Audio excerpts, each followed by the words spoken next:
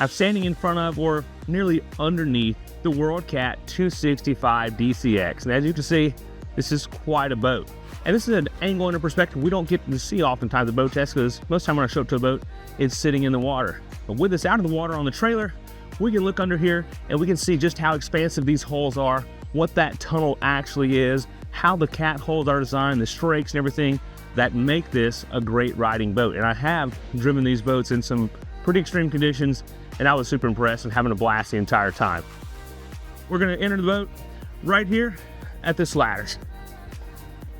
I'm Captain Trip with Boat Test, and today I'm gonna take you through the boat. We're gonna do an inspection, and I'm gonna treat the boat as if I'm gonna use it for the day and let you know the things that I'm gonna look out for.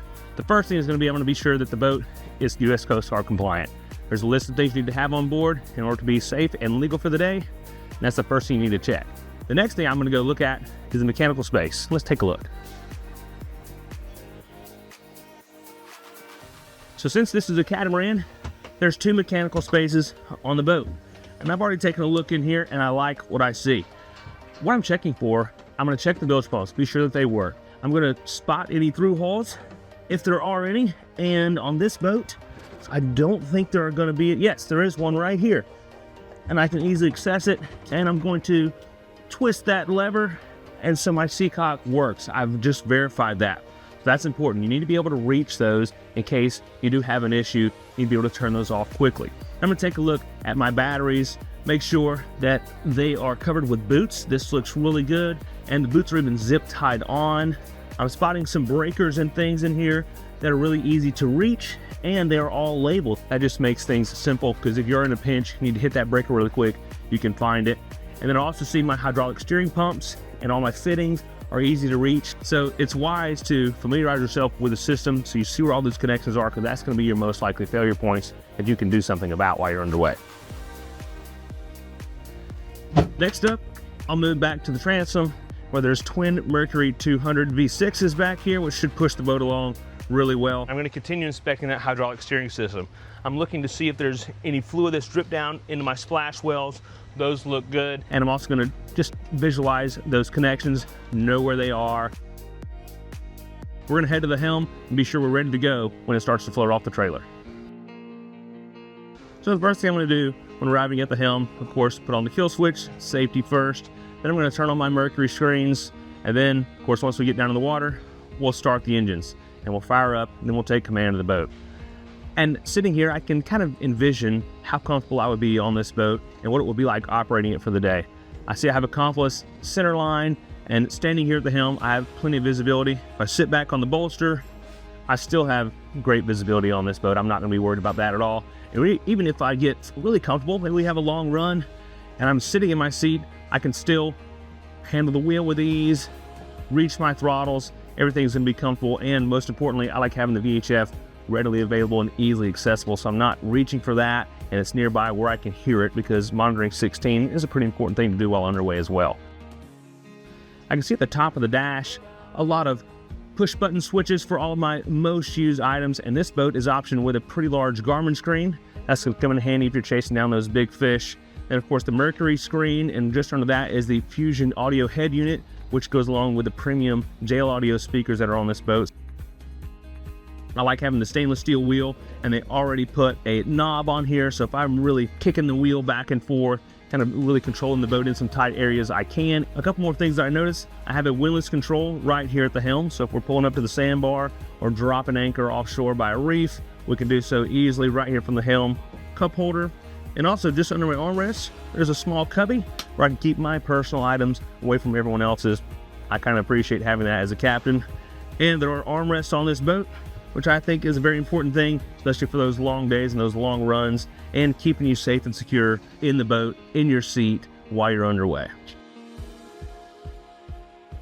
Another very important piece of equipment on a boat that I think is often overlooked is the anchor, and to quickly deploy it here at the helm or forward is very important. Let's go check out the lockers. All the way up at the bow, center line, on a roller, there's a Delta plow anchor. So I know if I drop that in pretty much any condition, it's gonna hook and it's gonna set. Even if the boat spins, it's still gonna hold. Now just on the port side, under this locker, this is where the anchor rod lives, and there's a remote here. So if someone is deploying or retrieving the anchor from the bow, they can do so with ease. Also, while we're here, I noticed the underside of these hatches, they're finished off. It's not raw glass and resin, and they're gasketed. That's a good sign of a quality builder.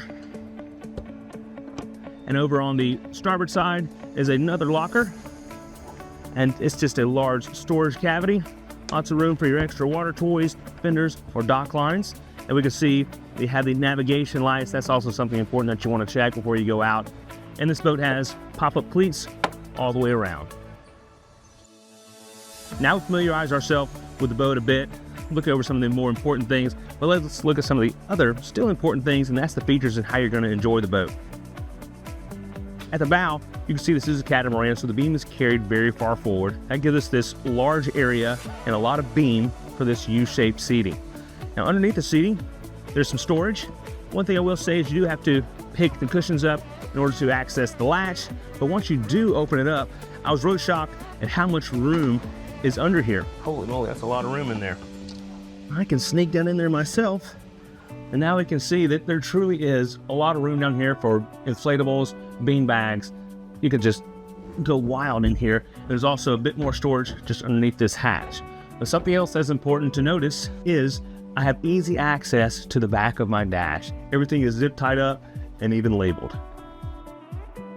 And another detail that I've discovered down here is the drain system. So this is going to be a drain for this hatch right here. So if we do get some rain or some splash over into the boat, it's not just going to be draining into the hatch or onto the deck. Then when it comes time to actually enjoy riding up here, we're sitting at the sandbar. This is a fantastic lounger. I have a grab handle on either side, more of those armrests, which I appreciate.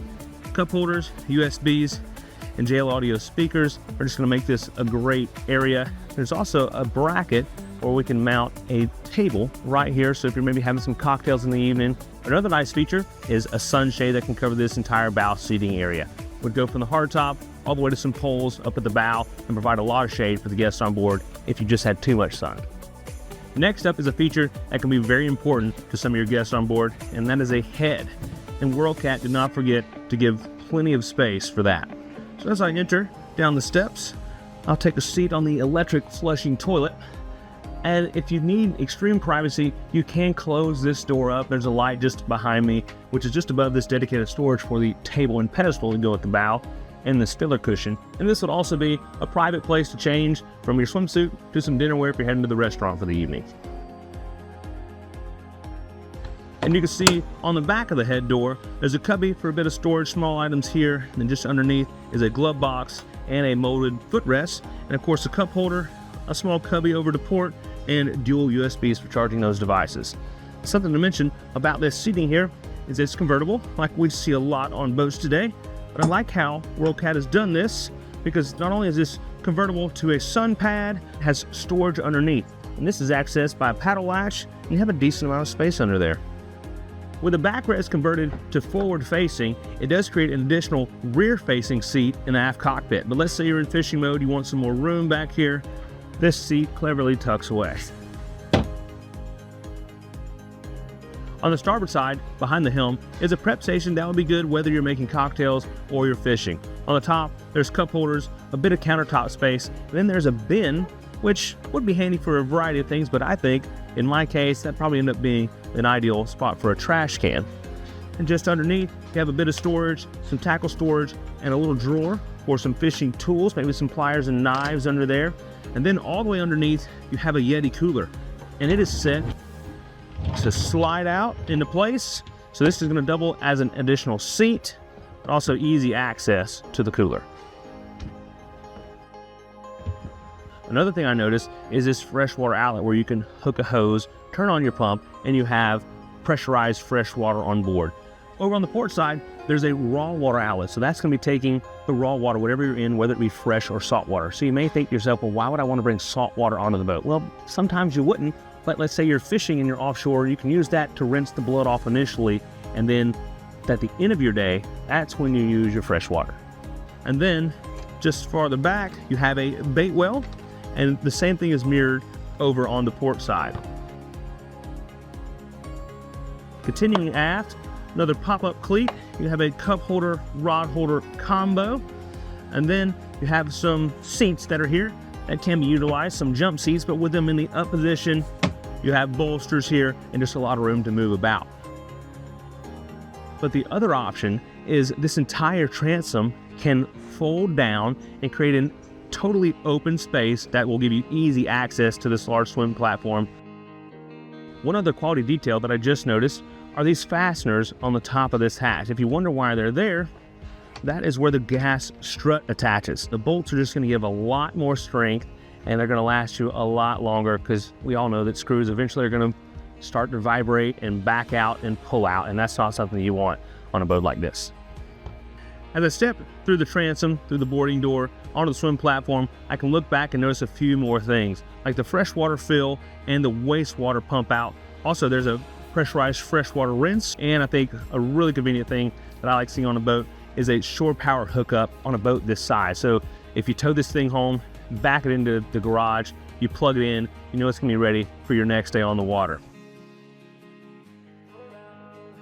And what this design allows is we have more than just a telescopic swim ladder. You can see these beefy handrails and then an extremely beefy ladder that flips up and is held magnetically to the back of these rails. And this is a fantastic design for coming in and out of the water. Since this is the DC is for dual console. One of the advantages when you have a dual console is you generally get a larger hardtop than you would for a center console. If you're spending a lot of time on the boat, a lot of days in the sun, this oversized hardtop can be appreciated, and myself, I appreciate things like that. And we see the beefy construction that this hardtop has. All the metal is powder coated. Up above, on the back of the hardtop, there's 6 rod holders and an attachment point for towing water sports. Well, that's the full inspection of WorldCat's 265DC-X. While this is a large boat with plenty of room for families and fishing, it's not too large that it's intimidating, and it's still manageable for pretty much anyone to operate. I'm Captain Tripp with Boat Test, and I appreciate you coming along with me on this inspection of this boat. And I just want to remind you that life is better on a boat, whether on dry land or in the water.